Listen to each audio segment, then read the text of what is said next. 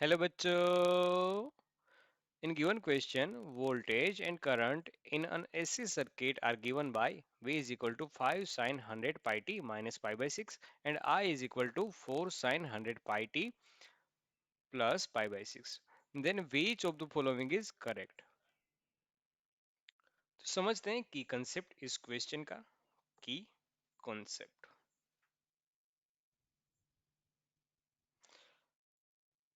हमें जो ये इक्वेशन है V is equal to V zero sine omega T plus 5,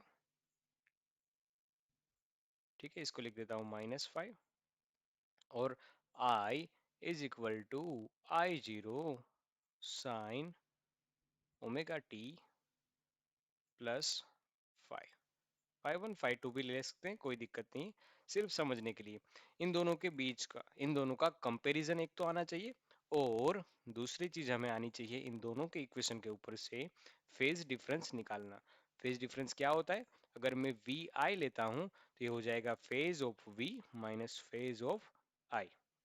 तो यहाँ से लिखा जाएगा ओमेगा टी दोनों में सेम ही है, तो डायरेक्ट में लिख सकता हूँ 5v का क्या है 5 1 माइनस 5i, तो ये है 5 2। तो ये फेज डिफरेंस लिखना आना चाहिए और दूसरी बात है दोनों का कंपैरिजन करना हमें आना चाहिए। ठीक है, तो यहाँ पर क्लियर कट इक्वेशन में दिखाई दे रहा है। मैं एक बार लिख लेता हूँ इक्वेशन जो हमें दी गई है। हमें दी गई है equation v is equal to 5 sine 100 pi T minus pi by 6 और I is equal to 4 sine 100 pi T plus pi by 6। ठीक है, तो देखो यहाँ से क्लियर कट हो रहा है कि जो I का करंट का फेज है वो प्लस करके कुछ है, वो प्लस करके कुछ है, और जो वोल्टेज का है वो माइनस करके कुछ है, माइनस करके कुछ है। तो क्लियर कट पता चल रहा है कि वोल्टेज है वो पीछे चल रहा है करंट से, मतलब कि करंट है वो लीड कर रहा है, करंट है वो लीड कर रहा है। तो दो इक्वेशन, दो ऑप्शन हमारे सही होंगे, बी या सी। पहला एक ऑप्शन तो निकल जाएगा क्योंकि उसमें बोला गया है कि वोल्टेज लीड कर रहा है, वो तो सरासर गलत बात है इस क्वेश्चन के लिए, क्योंकि वोल्टेज की इक्वेशन में तो माइनस आ रहा है और वो पीछे चल रहा है, डिनोट कर रहा है पीछे चल रहा है। ठीक है, हाँ, और डी ऑप्शन भी गलत हो जाएगा ऐसे ही। हाँ, तो अब आगे बढ़ते हैं।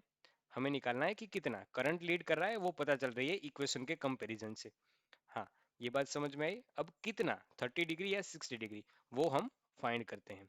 तो फेज डिफरेंस निकालते हैं। Phase difference delta 5 is equal to, पहले मैं फेज लिखूंगा वोल्टेज का माइनस करके, देखो करंट लीड कर रहा है ना, तो करंट को पहले करंट फिर लिखेंगे वोल्टेज, मतलब कि 5i रिलेटिव टू वोल्टेज, मतलब पहला लिखा जाएगा करंट का, फिर लिखेंगे हम वोल्टेज का फेज, तो हमें फाइनल आंसर मिलेगा। ठीक है, और यहाँ से 5i है पाई बाई 6 माइनस वैसे का वैसा, और 5v है माइनस पाई बाई 6। ठीक है, पहला प्लस पाई बाई 6 है, दूसरा माइनस पाई बाई 6 है, तो यहाँ से 2 पाई बाई 6 होगा, या माइनस माइनस प्लस हो जाएगा, तो ये हो जाएगा 2 पाई by 6। 2 pi by 6 means pi by 3, और पाई बाई 3 पाई की वैल्यू 180 डिग्री रखते हैं, तो यहाँ से मिलेगा 60 डिग्री, मतलब कि करंट है वो आगे चल रहा है, और कितना आगे चल रहा है 60 डिग्री आगे चल रहा है। तो यहाँ से हमारा फाइनल आंसर बन जाएगा सी। आशा करता हूँ आप सबको समझ में आया होगा। Thank you.